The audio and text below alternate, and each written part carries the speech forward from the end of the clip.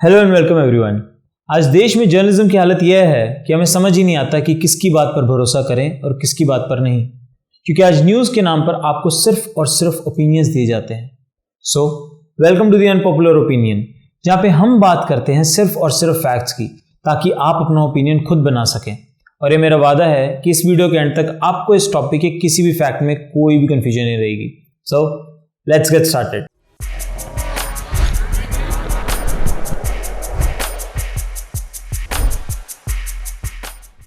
Union budget 2021 में कुछ banks को प्राइवेटाइज करने की बात कही गई थी, जिसके लिए bank of Maharashtra, Indian overseas bank, bank of India and central bank of India, in 4 banks को शॉर्टलिस्ट किया गया है। इस डिसीजन के अपोज में आज सारे देश में स्ट्राइक्स चल रही हैं। सो सबसे पहले जानते हैं बैंक यूनियंस की क्या साइड है, उनके स्ट्राइक करने का रीजन क्या है। First point, nationalisation.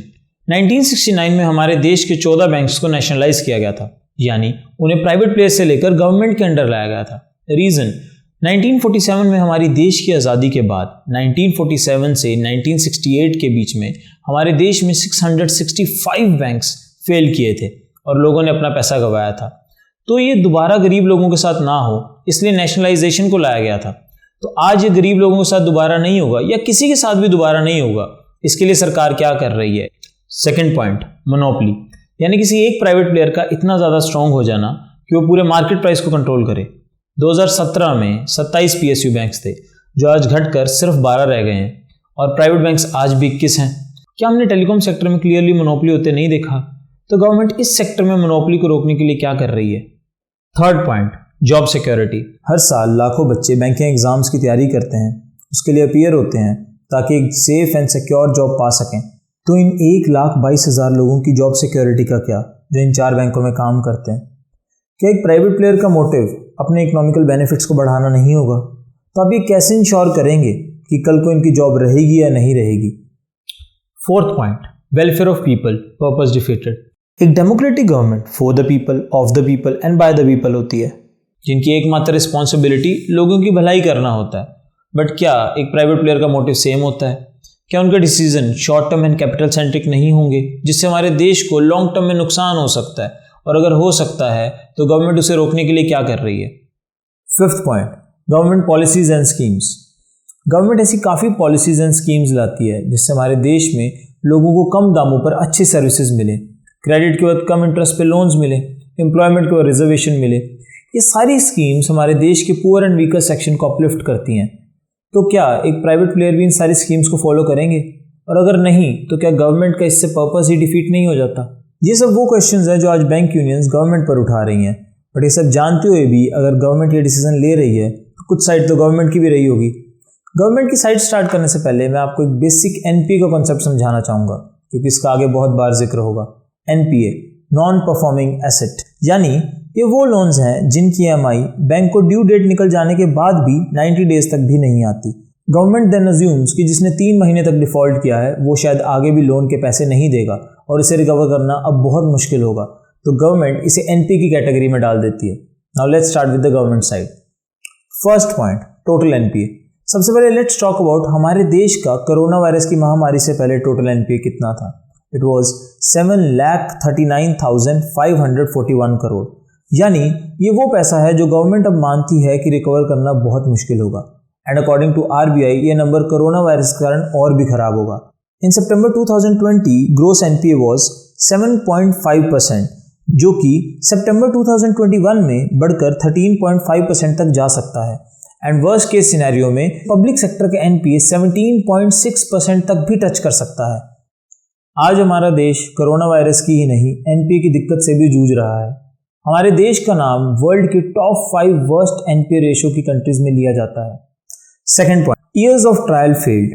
हर साल NPA की दिक्कत के कारण जितना भी पैसा डूबता है वो हम जैसे टैक्स पेयर्स के पैसों से ही पूरा किया जाता है। जो पैसा देश की डेवलपमेंट में लग सकता था वो डिफॉल्टर्स के NPA भरने में ही निकल जाता है।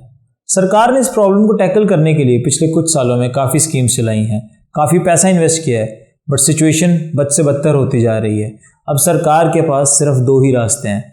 पहला, या तो हर चीज़ की निगरानी रखे, नई स्कीम्स बनाए, नई पॉलिसीज़ बनाए और तब जाके इससे प्रॉफिट जनरेट करे, पर सरकार ने बिजनेस करने से साफ इनकार कर दिया। Government has no business to be in business. और दूसरा प्राइवेटाइजेशन, और ये मेरे नहीं पीजे नायक कमेटी के सजेशंस हैं। Third point, why privatisation. Government का मानना है कि बिजनेस करने के लिए बहुत से ऐसे डिसीजन लेने पड़ते हैं जो कि सिर्फ एक बिजनेसमैन ही ले सकता है, गवर्नमेंट नहीं, क्योंकि शायद वोट बैंक पॉलिटिक्स उन्हें वो डिसीजन लेने नहीं देती, बट देश के लिए वो डिसीजन बहुत इंपॉर्टेंट होते हैं। और तो और प्राइवेट प्लेयर्स अपने साथ new products, new services, new technology लाते हैं। साथ ही साथ में प्राइवेट बैंक्स का एनपीए पब्लिक सेक्टर बैंक से काफ़ी कम होता है। Fourth point, Congress versus BJP. Congress ने अपने 10 साल के टेन्योर में नियरली 2,20,330 करोड़ के एनपीए पे ऑफ किए, जबकि मोदी गवर्नमेंट ने अपने 5 साल के ही टेन्योर में 7,94,354 करोड़ के एनपीए पे ऑफ किए, लगभग 3 गुना। बट स्टिल बीजेपी गवर्नमेंट का कहना है कि ये सब कांग्रेस की ही बैड एडमिनिस्ट्रेशन का नतीजा है। इसका आंसर हमारे पूर्व आरबीआई गवर्नर रघुराम राजन जी से बेटर कौन दे सकता था, जिन्होंने अपना 2/3 टेन्योर बीजेपी के अंडर एंड 1/3 टेन्योर कांग्रेस के अंडर काम किया। उनकी 2018 की एक रिपोर्ट के अकॉर्डिंग आज के टाइम के मोस्टली लोन्स जो एनपीए की शक्ल ले चुके हैं वो 2006 से 2008 के बीच में कांग्रेस की सरकार के वक्त दिए गए थे। ये लोन्स बिना सोचे समझे और लो वेरिफिकेशन पे दिए गए थे, जिन्हें आज रिकवर करना ऑलमोस्ट इम्पॉसिबल है। और अब सरकार का मानना है कि उनके पास एकमात्र ऑप्शन प्राइवेटाइजेशन ही है, जो इंश्योर करेगी कि ऐसा कभी फ्यूचर में नहीं होगा। एंड अब वक्त है द अनपॉपुलर ओपिनियन का। 1991 में हमारे देश में पीवी नरसिम्हा राव जी की सरकार थी और वो कांग्रेस से थे। तब हमारा देश एक बहुत बड़े इकोनॉमिक क्राइसिस से गुजर रहा था, इसलिए हमारे देश में न्यू इकोनॉमिक पॉलिसीज़ को लाया गया, जिसके तहत हमारे देश में काफ़ी ज़्यादा प्राइवेटाइजेशन हुई। आज भी हमारा देश एक इकोनॉमिक क्राइसिस से ही गुजर रहा है, तो आज बीजेपी प्राइवेटाइजेशन कर रही है। इसलिए कोई भी पार्टी अच्छी या बुरी नहीं होती, हर पार्टी कुछ अच्छे तो कुछ बुरे डिसीजन लेती है, बट ये आप लोगों को डिसाइड करना होता है कि उनका डिसीजन कितना सही है और कितना गलत। बहुत अच्छा हो अगर सारी पार्टीज सब लोगों को साथ लेकर चले, बहुत अच्छा हो अगर वो उन लोगों के दुख दर्द को समझते हुए, उन लोगों के कंसर्न्स को हल करते हुए आगे बढ़े जो उस नए डिसीजन से सबसे ज़्यादा इफेक्ट होते हैं। बाकी मेरा काम था आप लोगों को फैक्ट्स बताना। अब आप डिसाइड कीजिए ये डिसीजन कितना सही है और कितना गलत। अगर सही लगे तो घर बैठ जाइए, क्योंकि सरकारें अक्सर वही करती हैं जो उन्हें करना होता है, और अगर गलत लगे तो जाइए स्ट्राइक्स में पार्टिसिपेट कीजिए, क्योंकि कोई कोशिश छोटी नहीं होती और कोशिश करने वालों की हार नहीं होती। Thank you. अगर इस वीडियो से मैं आपकी लाइफ में कुछ भी वैल्यू एडिशन कर पाया हूँ तो सब्सक्राइब करके जाना, कुछ अच्छा लगा हो तो लाइक करके जाना, कुछ बुरा लगा हो तो कमेंट सेक्शन में बता के जाना। मिलते हैं अगली वीडियो में, तब तक के लिए जय हिंद।